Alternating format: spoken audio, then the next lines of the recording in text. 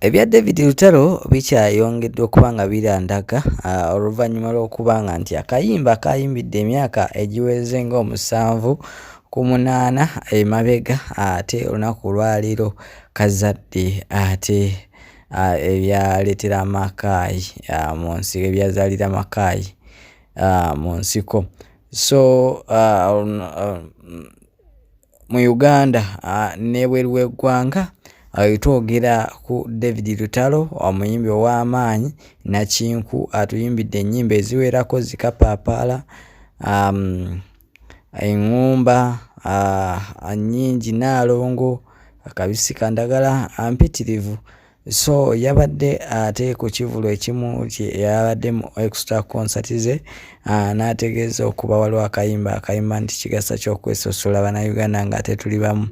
Abantu abamu alina n'ebigambo byayogereddeko awo. So abantu ababulijjo batandise kubanga babiraba mu bulala oluvannyuma lw'okubanga nti yagambye nti balinga basosola. So ensonga y'emu nti abamu ku bawagizi ba NUP bavudde ne bagamba nti David Lutalo tewandyerabidde wajja obudde, tewandyerabidde bannayuganda gye bakujje mpaka we bakutuusiza ssaawa zino, tewandibavuddemu mu mbeera bw'etyo n'otandika okuba nga oyogera ebitakwatagana oba oliawo okuyingira ebyobufuzi. Kyalagiddewo nti olumbye NUP ne Bobi Wine waako. David Lutalo okuva nga yedifendinga avudde n'agamba nti ye tabagambangako nti munnabyabufuzi, era tavangayo n'agamba nti ayingira mu byabufuzi nti oba alina gundi gwawagira ye ali naani politiko, talina sayidi gyagwa. Era yagambye ye mukubi wa ndongo, amanyi kimu ndongo, wabula abamulwanyisa si bannabyabufuzi, abamulwanyisa bayimbi. Bayimbi ki abo abamulwanyisa nti amala kujjuza Lugogo ne mulyoka muvaayo? Lugogo yagijjuza oba teyagijjuza? Naawe osobola okuŋŋamba ekituufu ekiriwo nga sinakuwa ansa yange kuba nange naliyo, nokitegeera. So bannayuganda abawangalira mu nsi ez'ebweru n'abali wano e Uganda batandise okuba nga bavaayo boogera ku nsonga eno eya David Lutalo okuba nga alaga nti no wa sayidi eri endala. So abantu abamu banyiivu banyigidde ddala, naye David Lutalo ayongedde okuba nga bakakasa ye tagenda kukoma okubakuba endongo bannayuganda, kubanga kyekintu kyasinga okuba nga omanya oba ke kazannyo kasinga okuba nga ategeera, era yabasuubiza nti akazannyo aka music ye akalimu nnyo era agenda bakuba endongo. Webanga byo ebyobufuzi bye bayita ebyobufuzi, kale kayingire studio abakuba omuziki, ebyobufuzi munaabe mugamba oluvannyuma. Kinajjukirwa nti omukulu omusiime Misa Kisemakula yavaayo n'amusiima ku lunaku olwo nnyini n'agamba nti ye Misa Kisemakula ne waba avudde mu bulamu bw'ensi oba ne waba awumudde music, ssaawa zino alina omusika gw'aba aleseewo David Lutalo mu ndongo teri amuwunyamu.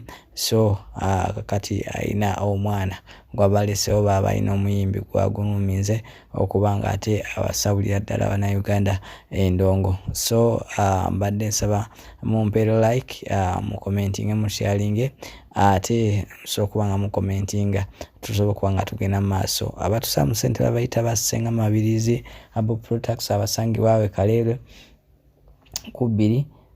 So kuliraana ku kyakiyaka kandi amwagala osobola omukoonako, asobola okuba nga ate akuwa eddagala ali amaanyi g'ekisajja, egwe omukazi tokyagenda emugga.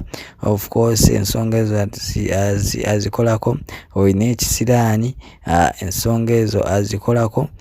Ssenga Mabirizi akugamba nti omwami omukyala wagaziwa oyagala kuddamu kufunda, omwami we atandika okuba nga akola ki, nga akweyagaliramu oba nga akunyumirwa, jangu ensonga zonna asobola okuba nga atazikwatako. Alina eddagala lingi nnyo.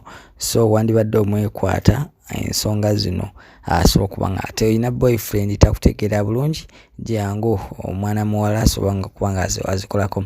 Osobola omukubirako direct ku simu eno 0704 737 14 0704 737 abo bayita basenga mabirizi abo products abasangibwa awo ate Kalolwe wanga ku 2 ku kyaki ya Kakande. So Silvia Auto Parts abasangibwa Wakiseka nabo bakugamba nti jangu bakuguze spare ow'emmotoka wabula gwalole tojja, wabula emmotoka ezisigadde zino entonotono ezisigadde zonna amuyina spare we amujja Japan. So jangu ate asobola okuba nga kukolako bulungi nnyo, ate asobola okuba nga atutambula bulungi nnyo.